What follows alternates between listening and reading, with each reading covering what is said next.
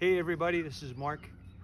This is the last episode of Reliving the American Revolution, and I've thoroughly enjoyed it. I hope you have. I left you off the other day with Yorktown, the surrender up by the British in October of 1781. Peace talks began in 1782 and did not finalize until September or October of 1783. So almost 2 years to get the peace talks all figured out and everything. During that 2 years, the British did not leave the United States. They stayed. They shuffled off a couple of troops here and there, but nothing very big. General Clinton remained in New York City, and General Washington remained just north of New York City in Newburgh, New York. And when the peace treaty finally was signed, General Clinton left, and with him went a large number of loyalists. During the war, about 20% of the population was loyalists, and they were afraid of what would happen once the British did leave. So as Clinton was leaving, he took a lot of these loyalists, and they went to Nova Scotia, they went to England, they went to New Brunswick, some of them went to the islands in the Caribbean. So it wasn't really until 1783 that George Washington entered New York City, not having been there since 1776. They had a huge parade, cannons and muskets and people and flags, and it was a wonderful event. And he stayed there for a while, and then he had a final meal with his officers at the Francis House in southern Manhattan, and he went to Annapolis, where he resigned his commission as commander-in-chief and in Annapolis, Maryland, and then he went back to Mount Vernon, and so that was that 2-year period. And he kept the army. He wanted the army because he didn't trust the British that they were going to really surrender. So he kept his army going. Once the army was disbanded in 1783, the men and the women went back to their homes, and it was a hard time because the colonies, we now had 13 states, but they were loosely tied together. The federal government, as we knew it, was the Confederate Congress, and that they started to write a constitution, and they had some laws and stuff. But it was it was a hard-pressed, hard economic times. People were trying to adjust to not having a war, still trying to get supplies to come in, and just to figure out what they were going to do. Because they had been gone, some of them been gone for years. Farms hadn't been farmed and needed help and retilling and all that stuff. The colonists, for some reason, put a high price on education, and if you were a teacher, you had a job. There was a lot of lady teachers, and that was a good thing. And so they kind of muddled through because the federal government didn't have any authority yet. The states were trying to get back on their feet and figure out what jurisdictions they had and what they didn't. So this went on until 1789, when they finally ratified a constitution, and it called for a president. And that president was unanimously selected as a candidate was George Washington. Now, he had been on Mount Vernon for about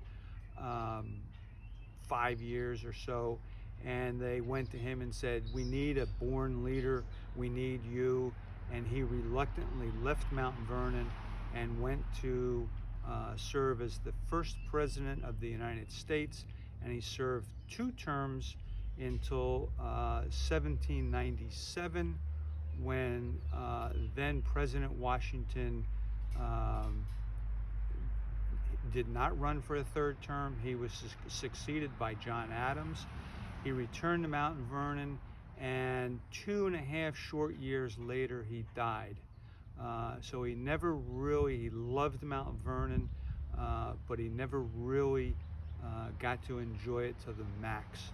So, um, we talked about a lot of people during this, and what happened to all these people that we talked about? You had how about the lady who dressed as a soldier for 2 years? Her name was Deborah Sampson, and she dressed, lived, fought with these guys. She even got a pension. So when the war was over, she got mustered out. She went home, married, had 3 children, worked on a farm. She did a little uh, stuff, some story writing and stuff. She eventually took her story, wrote a book, and took her story on the road. And she would get up on stage and she would perform. She would start out in a dress just like she did, and then over the course of this presentation and this talk that she gave, she would slide into uniforms. And at the end of the thing, she was in her full Continental Army uniform. A wonderful story. And then you had John and Abigail Adams. They were political for a number of years. He was part of the peace treaty negotiations, and then he was the first vice president, and then he was the second president of the United States. And only after the second presidency, of which ended in 1801, he went back to Peacefield, his farm in Massachusetts. Great place, been there. And he and Abigail enjoyed their life, enjoyed their children and their grandchildren. Abigail passed away in 1816, and John passed away on July the 4th, 1826. And I think I told you that's the same day that Thomas Jefferson passed away. And they had been friends, lifelong friends. And so it was kind of ironic that they were both involved heavily with the politics of America, writing the Declaration of Independence, and dying on the same day within hours of each other. General Greene, Nat Greene, I talked about him. He was born and raised right down the road here from me. He lived in Rhode Island, joined the Continental Army, was Washington's right-hand man for a number of years, went south, fought in the Southern Campaign, and the people of the South loved him. He freed them from British rule.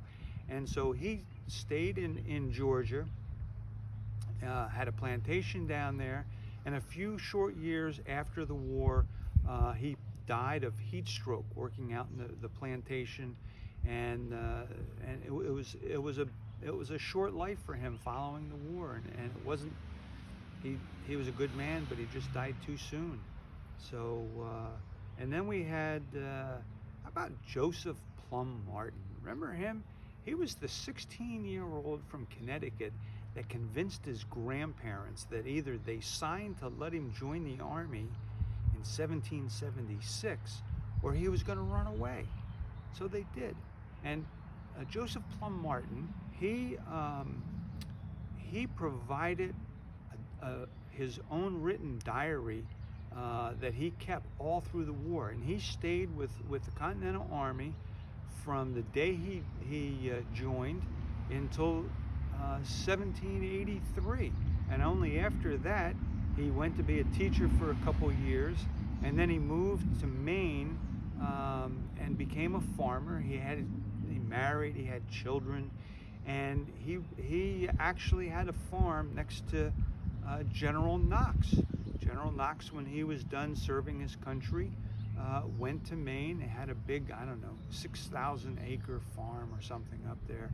And Plum Martin was his neighbor. In fact, they had some inner reactions about land disputes, if you can believe that. That was kind of an ironic thing. And so, and he provided us with all kinds of true stories. And so that's about it. I'd like to thank, first I'd like to thank Professor Ben Griffin of the Bart School in Adams, Massachusetts, for involving me in this. His students large number of his students have been following all along and doing their assignments based on this. And you have one more, kids. All those Professor Griffin students that have been watching, here's part of your final grade. So you need to choose one man or one woman from the Revolutionary era, find 3 websites, read them, and then choose, that you want to write about, and then choose that person and summarize their life and explain in your own words why you think their life is worth knowing. So you got to defend that person. So to everybody out there that's watched, thank you very much. I've had a pleasure. And now to the brains behind it all.